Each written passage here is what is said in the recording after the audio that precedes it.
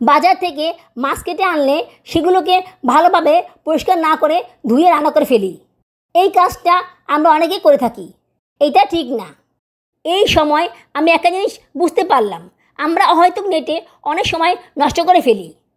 প্রয়োজনের চাইতে অপ্রয়োজনীয় জিনিসটা বেশি দেখি, যার কারণে যেটা বেশি জরুরি সেটা আর করা হয় না।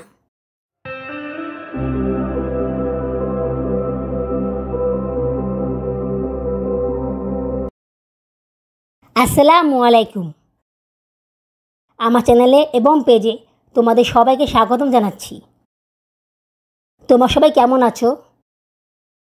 আশা করি আল্লাহর রহমতে ভালো আছো। আমিও ভালো আছি, আলহামদুলিল্লাহ।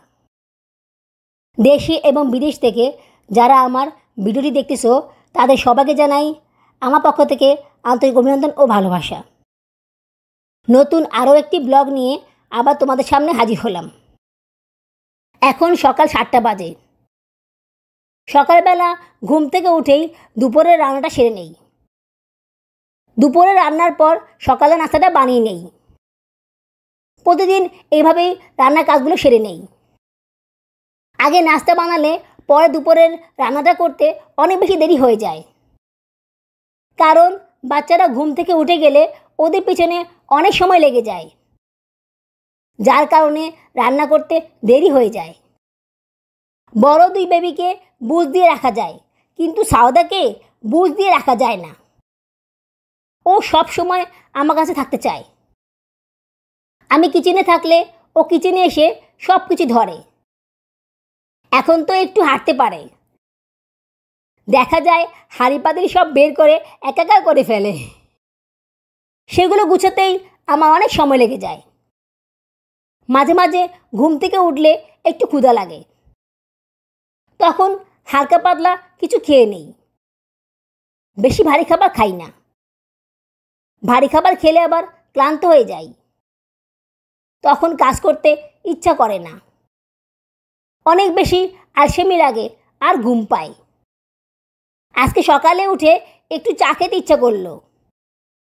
আমি দুধ চা, লাল চা দুটোই খাই। যখন যেটা ইচ্ছা করে তখন সেটা বানিয়ে খাই। আজকে একটু মশলা দিয়ে আদা চা খেতে ইচ্ছা করলো, তাই আগেই চাটা বানিয়ে ফেললাম। বাচ্চারা ঘুমিয়ে আছে, এখন একটু আয়েশ করে চা খেতে পারবো। ওরা জেগে গেলে সেটা খাওয়ার সময় পাই না। আমি আবার লেবু ছাড়া লাল চা খেতে পারি না, তাই বাসায় সব সময় লেবু কিনে রাখি, যাতে করে যখন ইচ্ছে হয় তখন লাল চা বানিয়ে খেতে পারি। আপুরা, এটা আমার নতুন চ্যানেল। তোমাদের কাছে যদি আমার ভিডিওটি এতটুকু ভালো লেগে থাকে তাহলে তোমরা আমার চ্যানেলটি সাবস্ক্রাইব করে আমার পাশে থেকো। সাবস্ক্রাইব করার পরে বেল আইকনে ক্লিক করে দিও, তাহলে আমার সকল প্রকার ভিডিও নোটিফিকেশন তোমাদের কাছে সবার আগে পৌঁছে যাবে। যারা ফেসবুক পেজ থেকে আমার এই ভিডিওটি দেখতেছো তারা ফলো করে আমার পাশে থেকো। লাইক, কমেন্ট আর শেয়ার করে দিও। লাইক করে দিলে কাজ করার উৎসাহ অনেকগুণ বেড়ে যায়, আর শেয়ার করার ফলে তোমাদের মতো অন্যান্যরাও আমার ভিডিওগুলো দেখতে পারবে। আমি 3 দিন পর পর দুপুর 2টা বাজে ভিডিও আপলোড করব। তোমরা সবাই দুপুর 2টা বাজে আমার ভিডিও পেয়ে যাবে ইনশাল্লাহ। হালকা নাস্তা খাওয়ার পর আবার কাজে নেমে গেলাম। সকালবেলা ঘুম থেকে উঠে আগেই মাছ ভিজিয়ে রেখেছিলাম। এই কই মাছগুলো বাবুর আব্বু কালকে রাতে নিয়ে এসেছিল। বাবুর আব্বু বাজার থেকে মাছ কিনে আনলে ওখান থেকে কেটে নিয়ে আসে, কারণ ছোটো বাচ্চা নিয়ে মাছ কাটা অনেক সময় সম্ভব হয় না। বাজার থেকে মাছ কিনে আনার পর আমরা অনেক সময় পরিষ্কার না করে এভাবেই রান্না করে ফেলি। বিশেষ করে কই মাছ যদি পরিষ্কার না করে রান্না করা হয় তাহলে খেতে ভালো লাগে না। বাজারে ওরা মাছ কাটার সময় নাড়ি ভুড়ি ভালোভাবে পরিষ্কার করে না, যার কারণে ভিতরে অনেক নাড়ি ভুড়ি রয়ে যায়।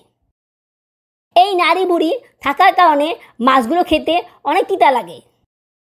তাই আমি মাছ কিনে আনার পর নাড়ি ভুড়ি ফেলে ভালোভাবে পরিষ্কার করে নিই। এতে করে মাছটা খেতে আর তিতা লাগে না। তবে পরিষ্কার করার সময় খেয়াল রাখি ডিম যাতে না ফেলা হয়। ডিম থাকলে সেগুলো আলাদা করে রেখে দিই। ভিতরে যত প্রকার ময়লা থাকে সব বের করে ফেলি।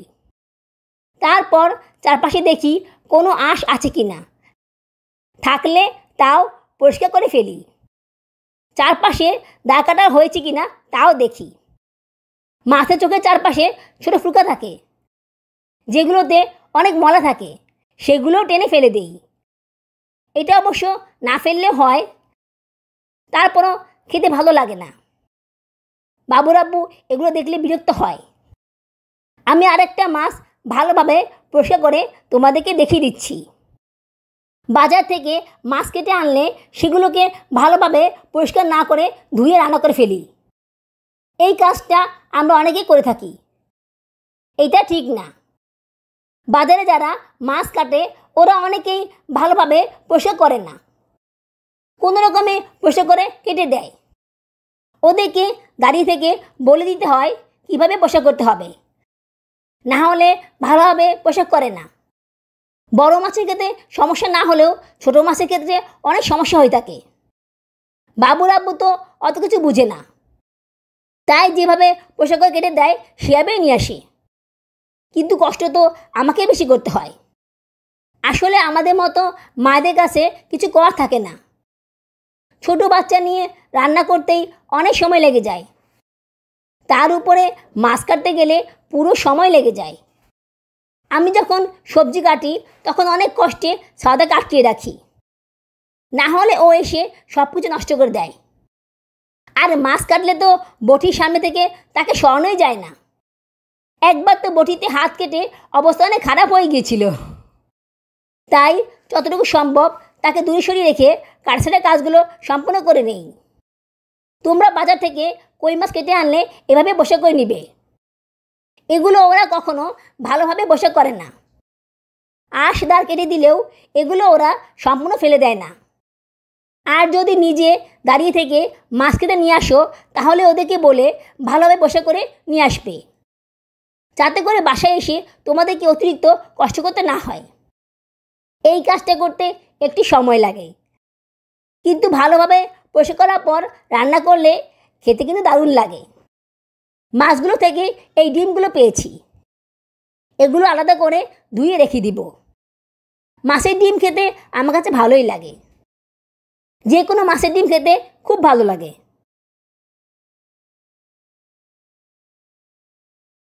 এখন মাছগুলোকে ভালোভাবে ধুয়ে নিব। সবার আগে ডিমগুলোকে ভালোভাবে ধুয়ে একপাশে রেখে দিব। মাছগুলোর সাথে ডিমগুলো ধুলে সেগুলো ভেঙে যাবে, তাই আগেই ধুয়ে নিচ্ছি। আমি প্রত্যেকটা মাছ আলাদা করে ভালোভাবে ধুয়ে নিচ্ছি।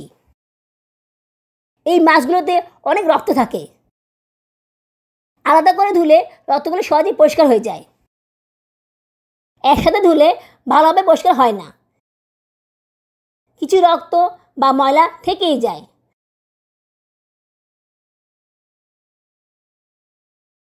আমি সবগুলো মাছ ভালোভাবে ধুয়ে পরিষ্কার করে নিয়েছি। 4-5 বার ভালো করে ধুয়ে নিয়েছি। এখন হালকা মশলা দিয়ে মাছগুলোকে তেলে ভেজে নিব। আজকে কই মাছের ঝোল রান্না করব। আমি যখন মাছগুলোতে মশলা মাখাচ্ছিলাম তখন সায়রা বাবার এসে বলতেছিল সাদা নাকি সোফা থেকে একা একা নামতে পারে। সাদার 15 মাস চলে, ও একা একা কয়েক কদম হাঁটতে পারলেও খাট বা সোফা থেকে নিচে থেকে নামতে পারে না। এই কারণে আমি একটু স্বস্তিতে থাকি, না হলে কিচেনে এসে কতবার যে হানা দিত আল্লাহই জানে। এখন তো দেখছি সে স্বস্তিটাও আর থাকবে না। যাই হোক, মাছগুলো ভালোভাবে মেখে ঘরে গেলাম দেখার জন্য। ভাবলাম এই সুন্দর দৃশ্যটা ভিডিও করে রাখি, তোমরাও দেখতে পারবে আর আমার কাছেও একটা স্মৃতি থাকবে। ক্যামেরা ধরাতে প্রথমে একটু লজ্জা পেলেও পরে সে ঠিকই সোফা থেকে নেমে যাচ্ছে।